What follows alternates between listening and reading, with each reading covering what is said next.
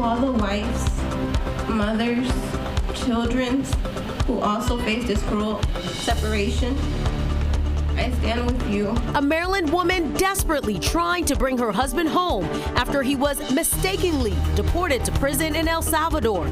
A message for supporters as we follow today's court decision. A shocking stabbing spree in the district. This dude just came at me with a knife and he kind of got me right here. Hear from 2 of the 6 people attacked yesterday. Well, we continue to track soggy conditions as we head into your weekend. A look at this forecast up next. Thousands expected in the district this weekend to rally against the Trump administration. What locals can expect. Plus, Ovechkin fever. Caps fan hopeful the Great 8 makes history tonight at Capital One Arena. We're live there with all the excitement.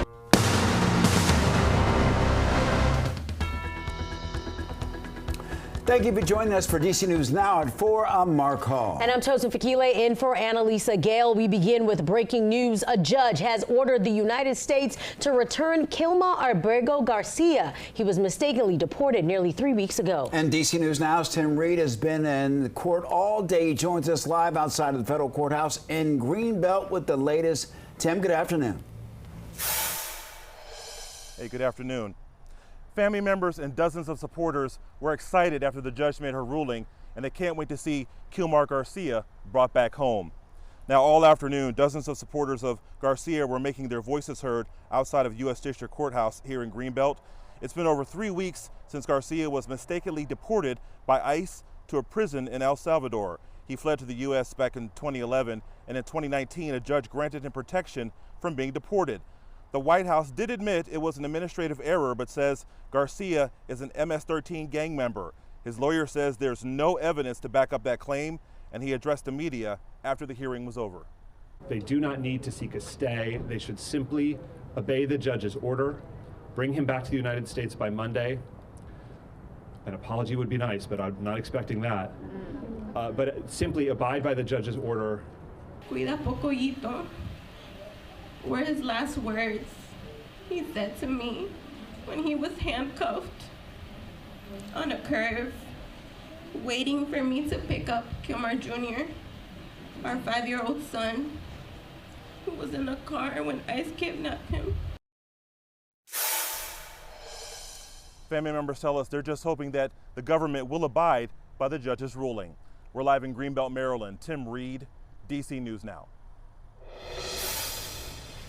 All right, Tim, thank you. Gaithersburg High School placed on lockdown today for the second time in 3 days. Police said that someone reported hearing gunfire near Watkins Mill High School this afternoon. Police found no evidence of a shooting, and the shelter-in-place was lifted after an hour and a half. On Wednesday, the school was on lockdown after an assault took place on campus. One student was sent to the hospital with minor injuries.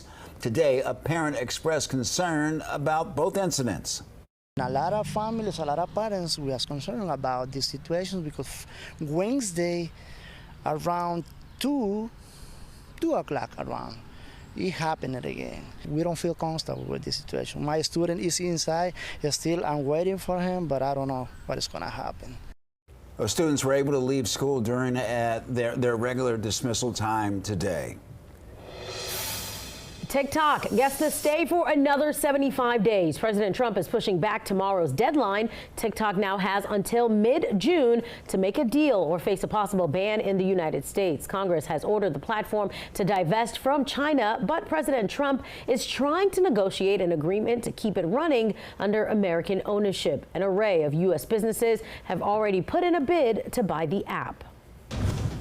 All right, let's head over to meteorologist Brittany Ward, who's in for Damon Matson, who will join us later this evening. That's right, Brittany. Brittany, it felt nice out there when we went out for lunch, but it seems like the clouds just are not giving way for some sun. Yeah, not at all. We are going to be holding on to those cloudy conditions as we head through the rest of your Friday night. We also can't rule out an isolated shower, even a storm, as we head into the overnight hours. So satellite and radar are showing you the entire DMV. There's that stalled boundary. This this will continue to stall just south of the district as we head through the rest of your evening. Again, a few isolated showers will be possible as we head into the overnight hours, but right now we are seeing dry conditions across the entire area. Now, temperature-wise, it is still fairly warm out there.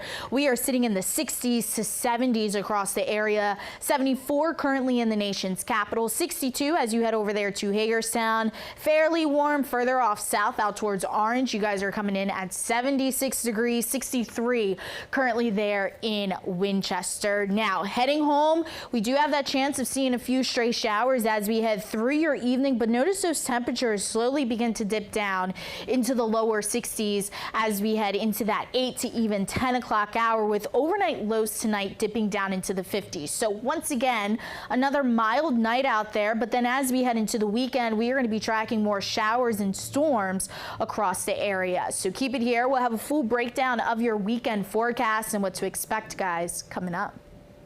All right, Brittany, we'll talk to you soon. New at 4, the March jobs report much better than predicted. The Labor Department says the U.S. added 228,000 jobs last month. That's nearly double what economists expected. It's also up from 117,000 in February.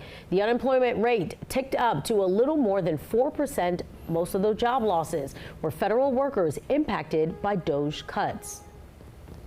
Another day of market misery as China imposes massive 34% tariffs on all U.S. imports. And that starts next Thursday. It's in retaliation to the tariffs President Trump imposed on China after announcing reciprocal tariffs on Wednesday. The total tax on goods from China is at least 54%. And China also announcing an immediate suspension on the import of chicken products from 3 U.S. companies. Yeah, it's been another rough day for investors as once again the markets took a dive following the new tariff policies announced by the president. Now, in a post today, President Trump said, quote, "This is a great time to get rich." And economists warn that everyday items are about to get more expensive. Just a few of the things that might cost you more: coffee, chocolate, clothes, shoes, beauty products, fruits, wine and scotch, meat and eggs, and also iPhones. Now, electronic repairs and IKEA products and also toys. Mattel warns that Barbies, Hot Wheels, and American Girls will go up in price. Lego prices also expected to jump. As for when we could start feeling the impact, one economist says it'll be very soon. It seems like it can't end well, but the president seems dead set on going down this route. And I don't think the economy's reaction will be good, or the world economy's reaction. Well, things like cars, computers, and many grocery staples also likely to see price hikes. In the district, tens of thousands of people will rally at the National Mall this weekend in protest of the Trump administration. The hands-off rally is scheduled for Saturday, and more demonstrations will happen nationwide. DC News Now's Marielle Carbone is live at the National Mall in Marielle. A lot of local groups plan to be out there as well. Yeah, they do, Toast. And overall, this is a hands-off rally, but for locals, it's hands-off DC. This, as the district is really seeing an unprecedented amount of federal interference. We've seen Black Lives Matter Plaza get dug up, people illegally fired, contracts illegally ended. Which is why Kaya Chatterjee with Free DC is calling for the Trump administration to take its hands off DC. We don't have equal representation under the law here in DC, and that means we're particularly vulnerable to this administration. The group, along with elected officials and dozens of other advocacy organizations, will rally on the National Mall Saturday, speaking out against the president, Elon Musk, and DOGE. It's faith leaders, it's labor leaders, it's youth leaders. In preparation, increased security and fencing are now in place around Lafayette Park, just north of the White House. And the White House rescheduling its Saturday Spring Garden Tour to ensure the safety of all within proximity to public demonstrations. The rally comes as frustration from local leaders over federal interference boils over. And our concern about DOGE cuts are we want everybody to be treated fairly and any personnel actions to happen legally. And quite frankly, we think that the pace of these separations has to stop. Mayor Muriel Bowser pushing the House to pass the D.C. Local Funds Act, a funding fix to a congressional spending bill that cut D.C.'s budget by $1 billion. If our budget doesn't pass and we have to look more closely at overtime spending for public safety officials, that will have an impact on crime. And the main programming begins at noon at the Sylvan Theater. Prior to that, starting at 11, Free DC will hold an event and programming there. Reporting live from the National Mall, Marielle Carbone, DC News Now. Marielle, thank you. Department of Health and Human Services appears to be backtracking on cuts made by DOGE. HHS Secretary Robert F. Kennedy Jr. says that some of the cuts were made by mistake. He says programs that were cut may return and 20% of fired employees may be reinstated.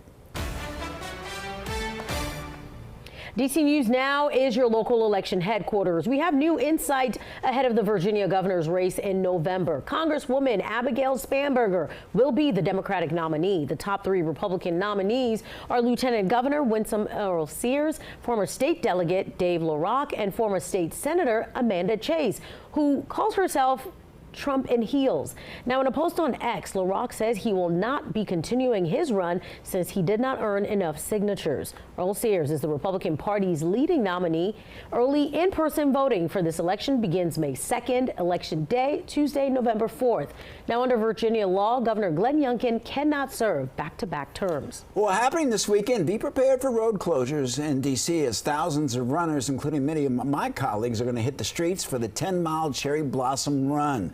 The 5K is tomorrow morning and starts at Freedom Plaza. The 10K is Sunday and starts at the Washington Monument. Road closures will take effect until Sunday morning at 6 a.m.